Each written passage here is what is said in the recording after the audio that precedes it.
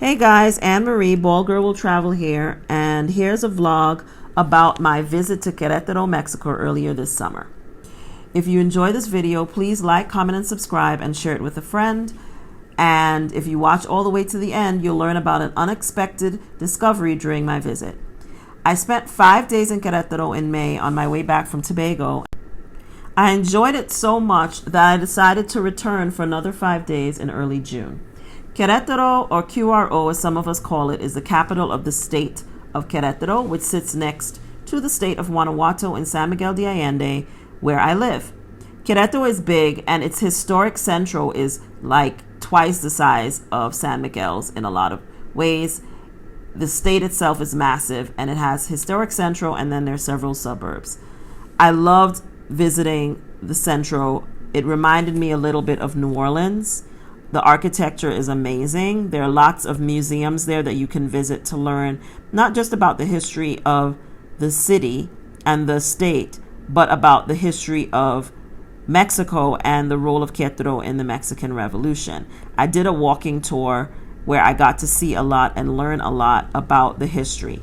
I love walking there. They have open vistas and places that are completely closed to traffic where you can just walk around and see all of what Centro has to offer. I also went up to the Mirador, where there is a memorial to a lot of the heroes of Querétaro and Mexican history, and I got to see statues of them and learn about their roles in the Mexican Revolution. I also could see there's an aqueduct that runs through a major part of the city, and you can see a lot of it from up where the Mirador is. It's a beautiful view up there. One of my favorite things in Centro is the Fountain of Neptune. It's quite beautiful. And then there are lots of different parks and plazas where you can sit and have coffee. You can just chill out, watch people, which I really enjoy doing. And it was just very quiet and clean and nice, especially early in the morning to hang out in the plaza. I also just kind of walked around the neighborhoods. It was really great. My second day, I did a day trip to Pena de Bernal and Tequisquiapan and a winery. The first stop was Pena de Bernal. Pena de Bernal is the largest monolith in Mexico, and it is the 4th largest monolith in the world. It's quite amazing to see, and I really was quite taken when I saw it for the first time. It sits in, it's surrounded by a little town, and it's very, very busy on the weekends, but I went on a Tuesday, so it was quiet, which was really nice. But I was told if you go on the weekends, it's usually packed with people. There's a beautiful yellow and red church in the middle of the town, and there's lots of places to shop and just look at the monolith from different vantage points. People go there to hike. So I, of course, am not a hiker. So we took a golf cart taxi up to the bottom of the monolith, which is where the hiking trail starts. And we hung out there for a bit. That was me and my guides who took me on the tour. Had a little ice cream, checked out the vistas from up there. It's quite amazing. And it's really beautiful. And there you can see the overlook from the foot of the monolith. And then, of course, there are vendors selling really good goodies. I found tamarind balls, which excited me. Beautiful murals as you walk down from there. We walked, and it was not a bad walk to come back down. And then we stopped and had gorditas. Amazing. They're so delicious. And I tried a michelada for the first time. Didn't love it. Then we headed to Tequisquiapan, which was about a 30 or 40 minute drive from Bernal. And we checked out the square. And we went there to check out some of the artisan cheese shops. It's well known for that, as well as a lot of wine shops and great restaurants.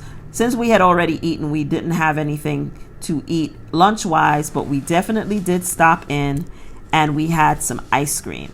And that was probably one of my favorite things that I did that day. I tried cheese ice cream for the very first time at a shop that is known for their cheese ice cream as well as their wine floats.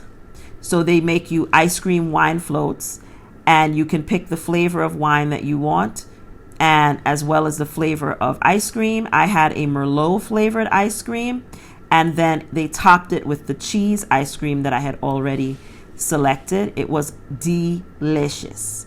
If you are ever in Tequisquiapan, make sure that you find that ice cream shop and you check it out. It's really, really quite amazing.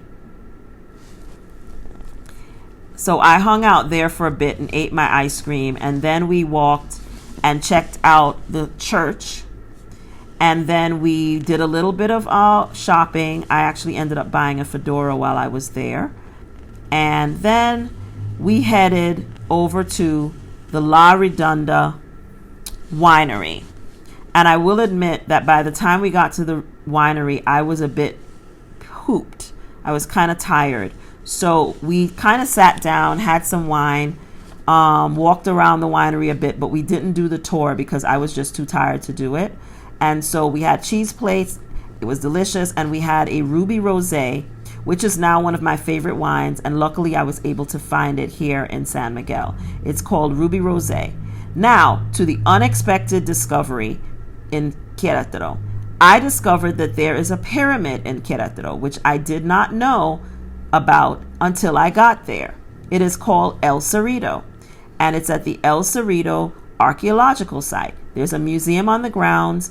Of course, it's all in Spanish, but a guide explained to me in English everything that I would see, and I was able to make out a lot of what I was reading in the museum. It was fascinating to learn about the history of the people who were indigenous to the area at the time that the pyramid was built, and to just see artifacts and information about how the pyramid was built, how they believe it was used, and so on. Really, really fascinating. After going to the pyramid, there's a walk that you take along a path to see the actual El Cerrito pyramid. I will say that you should definitely wear comfortable clothing, comfortable shoes, a hat, bring a bottle of water, because it is hot and dry in Querétaro in the summer, and it's a completely open area where there isn't very much shade, couple trees near the pyramid, but when you're walking out there, there's not a lot of shade.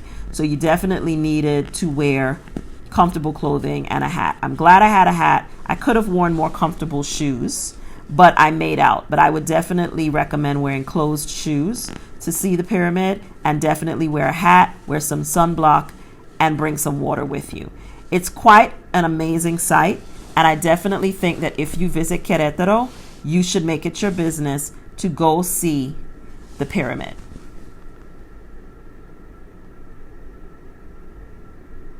It really was breathtaking to look at it. My other favorite thing about Querétaro is the food. You can find lots of different really great food from all over Mexico in Querétaro. You can find food indigenous to Querétaro itself, but you can also find food from everywhere. I even found Krispy Kreme donuts, and I was very excited about it. I had really great Chinese food there that was recommended by a local person, and it was really, really good. I had Yucatecan food, but my favorite thing that I ate in Querétaro was these tres leches that I had, and there is something called Queretano enchiladas.